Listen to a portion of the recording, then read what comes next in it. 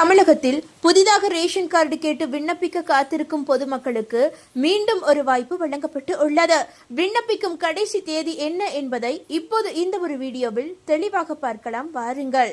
Welcome to குட்டி info. அதாவது தமிழகத்தில் தேர்தல் நடத்தை விதிகள் காரணமாக நிறுத்தி வைக்கப்பட்டிருந்த புதிய ரேஷன் கார்டு வழங்கும் பணிகள் மற்றும் விண்ணப்ப பரிசீலனைகள் மீண்டும் தொடங்குகின்றன. தகுதியுள்ள பொதுமக்கள் தேவையான ஆவணங்களுடன் ஆன்லைன் அல்லது இ-சேவை மையங்கள் மூலம் தாராளமாக விண்ணப்பித்து பயன்பெறலாம் என்று அறிவிக்கப்பட்டு உள்ளது. தமிழகத்தில் புதிய குடும்ப அட்டை கேட்டு விண்ணப்பிக்க காத்திருப்பவர்களுக்கு தற்போது மிக முக்கிய அறிவிப்பு வெளியிடப்பட்டு உள்ளது.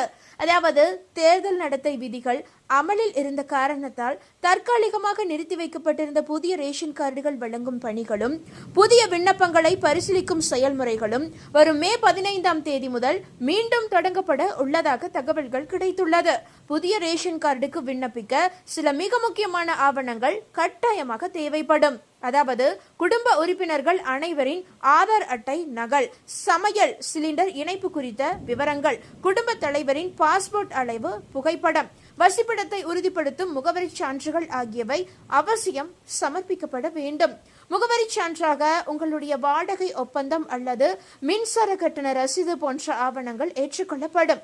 முன்னதாக புதிய கார்டுக்காக விண்ணப்பித்தும் ஆவணங்களில் பிழைகள் இருந்தது போன்ற காரணங்களால் விண்ணப்பம் நிராகரிக்கப்பட்டவர்களுக்கும் மீண்டும் ஒரு வாய்ப்பு வழங்கப்பட்டு உள்ளது.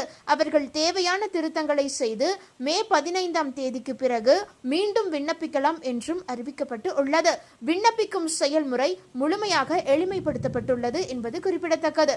பொதுமக்கள் தமிழ்நாடு பொது விநியோக திட்டத்தின் அதிகாரப்பூர்வ இணையதளம் மூலம் ஆன்லைனில் கூட விண்ணப்பம் செய்யலாம். இதன் மூலம் பல மாதங்களாக காத்திருந்த பொதுமக்களுக்கு நிம்மதி கிடைத்துள்ளது. குறிப்பாக புதிதாக திருமணமானவர்கள், கூட்டு குடும்பத்தில் இருந்து பிரிந்து தனியாக வசிக்க தொடங்கியவர்கள், இதுவரை ரேஷன் கார்டு இல்லாத தகுதியுடைய நபர்கள் ஆகியோர் புதிய குடும்ப அட்டைக்காக விண்ணப்பிக்கலாம் என அதிகாரப்பூர்வமாக தெரிவிக்கப்பட்டு உள்ளது. அதே போல அருகிலுள்ள இ-சேவை மையங்கள் மூலமாகவும் விண்ணப்பிக்கும் வசதி உள்ளது. விண்ணப்பித்தவுடன் வழங்கப்படும் குறிப்பு எண்ணை பயன்படுத்தி விண்ணப்பத்தின் நிலையை ஆன்லைனில் அவ்வப்போது கண்காணிக்கவும் முடியும். சரியான ஆவணங்களுடன் விண்ணப்பம் செய்தவர்களுக்கு சம்பந்தப்பட்ட அதிகாரிகள் நேரில் ஆய்வு மேற்கொண்ட பின் மிக குறுகிய காலத்திலேயே புதிய ஸ்மார்ட் ரேஷன் கார்டுகள் வழங்கப்படும் என்று தெரிவிக்கப்பட்டு உள்ளது. இந்த தகவல் உங்களுக்கு பயனுள்ளதாக இருந்தால் மறக்காம இந்த வீடியோவை லைக் பண்ணி உங்களுடைய ஃப்ரெண்ட்ஸுக்கும் ஃபேமிலிக்கும் ஷேர் பண்ணி விட்டுருங்க. இது போன்ற பயனுள்ள அப்டேட்டுகளை உடனுக்குடன் குயிக் அப்டேட்டுகளா தெரிந்து கொள்ள மறக்காம நம்மளுடைய இந்த குட்டி இன்ஃபோ சேனலை சப்ஸ்கிரைப் பண்ணி பக்கத்தில் இருக்க பெல் ஐக்கானை கிளிக் பண்ணி வச்சுக்கோங்க.